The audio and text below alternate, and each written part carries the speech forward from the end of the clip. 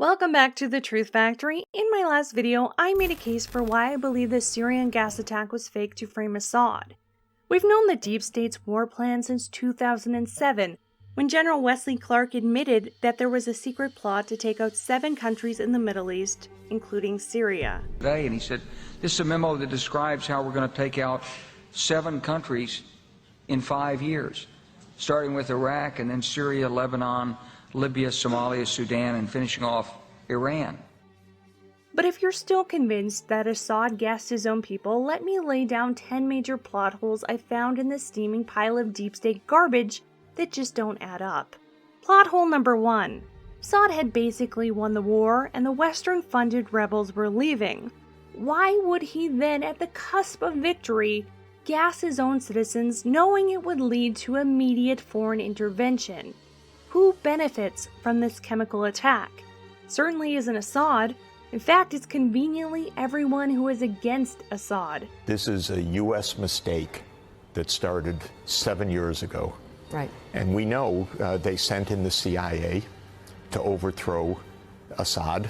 The CIA and Saudi Arabia together in covert operations tried to overthrow Assad. It was a disaster. So we have been digging deeper and deeper and deeper. What we should do now is get out.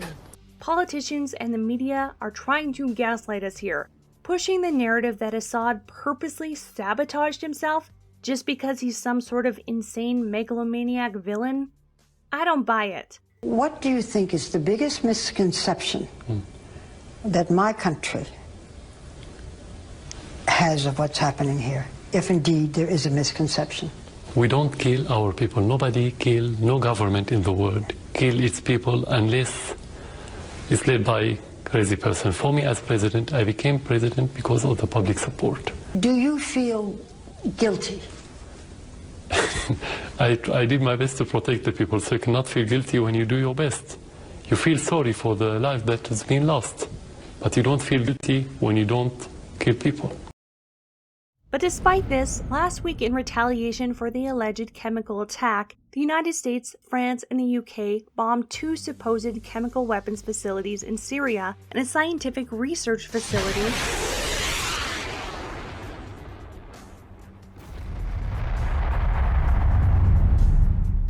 And this brings us to plot hole number 2. According to several arms control experts, if you bomb a site that has actual chemical weapons, it could endanger civilians and potentially cause an environmental catastrophe, as you could risk dispersing nerve gas into the air. Since sarin is odorless, this could be extremely dangerous. And since the alleged reason for destroying these facilities was to stop the gassing of civilians, this would be counterproductive. If you bombed a facility that led to the release of a nerve agent that harms civilians, that could constitute as a war crime in itself. There's a tactical concern, ma'am, that innocent people, we don't add to any civilian deaths and do everything humanly possible to avoid that. We're trying to stop the murder of innocent people. This leads me to believe that there was no nerve gas in these facilities to begin with. This also fits with the OPCW's report from 3 weeks earlier that concluded that there was no chemical or biological weapons being developed, tested, or produced at that site. I believe that this was just a theatrical production, and bombing these facilities was just to show power, and effectively did nothing except for waste money and make Alex Jones really upset. But he was doing good, and that's what makes it so bad. Plot hole number 3. This bombing also conveniently took place just hours before the OPCW was set to arrive to investigate the alleged chemical attack. Why would you destroy evidence that could vindicate you if you actually believe that you were right? They didn't have proof in 2013 or last year when they bombed Syria for the same allegations. Yet every time footage of babies being hosed down appears on TV, we bomb Syria, regardless of evidence. Plot hole number 4. It doesn't look like they have any actual proof this time either.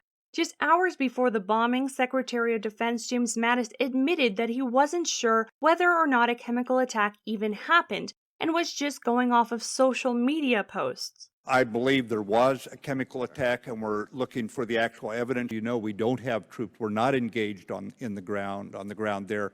So I cannot tell you that we had evidence, even though we certainly had a lot of media and social media indicators that either chlorine or sarin were used. Meaning the government is using videos from Twitter filmed by the White Helmets as their main source of evidence. The same White Helmets that just happen to receive millions of dollars a year from countries that want Assad out. Plot hole number 5. Despite Mattis admitting that he doesn't actually know what's going on, the United States claimed they had proof that there was a gas attack based on urine and blood samples. Apparently US or foreign intelligence assets on the ground somehow retrieved these samples that showed the use of chlorine gas and a nerve agent. The officials said that they were confident in this intelligence, though not 100% sure. Now, if your doctor told you that they were fairly confident that you have a brain tumor, but they were not 100% sure, would you want a second opinion, or at the very least more testing, before you went in for a dangerous surgery to remove a tumor that might not even be there? Nerve gas metabolites are primarily excreted through urine, so if you actually had a urine sample from someone who had been exposed to a nerve agent, you should 100% know that. I learned about how nerve agents affect the body in a college pathophysiology class, and I'll spare you the gory details, but it is an absolutely terrifying way to die. Which brings us to plot hole number 6. If a nerve agent was actually used like they are claiming, the people in this video would be dying rapidly. Wearing a surgical mask would do literally nothing in the event of a real chemical attack. And as you can see, most of those people are not even wearing gloves while touching alleged victims. You wouldn't want chlorine gas on your skin because depending on the concentration, it could cause extreme blistering and possible death within minutes. No real doctor or paramedic would treat patients like this without using an emergency protocol or proper protection. This leads us to plot hole number 7. Doctors from the hospital are disputing the claims in the White Helmets video. According to Dr. Rahabani, who works at the Syrian hospital shown in this video, he said on this night, wind and huge dust clouds began to come into people's basements and cellars where people lived. People began to arrive suffering from hypoxia, oxygen loss. Then someone at the door, a white helmet, shouted gas, and a panic began. People started throwing water over each other. Yes, this video was filmed here, it's genuine, but what you see are people suffering from hypoxia, not gas poisoning. This also correlates with the accounts from One American News Network's Pearson Sharp, who was also in Syria interviewing doctors and civilians. Has he heard of anyone being injured by chemicals? Does he know of anyone? We heard nothing about no one injured. But some normal cases has a problem of sand or something, they help them by this. During treatment, some person came in, I don't know who that was, and said that it was a chemical attack. We did not see any patients exhibiting symptoms of chemical poisoning. We've talked to 2 doctors, a general surgeon, several of the nursing staff, a number of the patients who were in the hospital that day.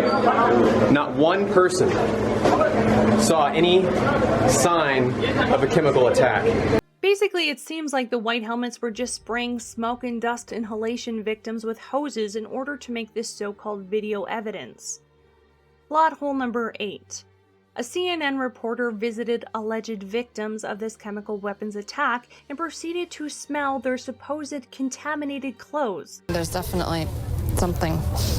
You know, just the good old nerve gas sniff test. If chemical weapons really had been used, the protocol would be to remove and dispose of all clothing. You don't take clothes home covered in chlorine gas or sarin and wash it in a little blue bucket next to your house. And you certainly wouldn't want to take a big whiff of it. If there really was a nerve agent on that porous material, that CNN reporter would be getting a Darwin Award right now and not just another fake news award. Again, sarin gas is odorless and extremely lethal. And a CNN reporter sniffing a backpack isn't proof of anything. Plot hole number 9. There are photos of the alleged canister that was supposedly carrying the chlorine and nerve gas. It allegedly fell hundreds of meters from the sky, created this big hole in the ceiling, and then magically fell on the bed meters away from that hole without any visible damage to the canister, or the bed, or any of the mirrors that were directly underneath that hole. Oh, and the canister is still closed. Plot hole number 10. On April 9th, the Russians came to investigate these alleged attacks and reported no signs of chemical weapons.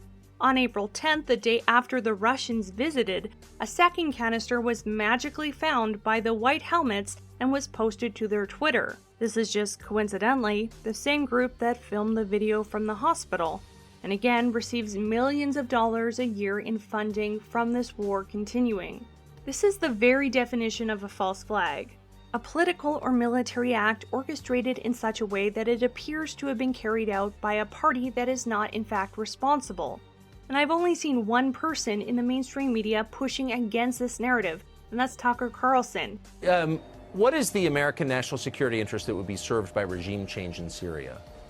Well, if you care about Israel, you have to be interested at least in what's going on in Syria.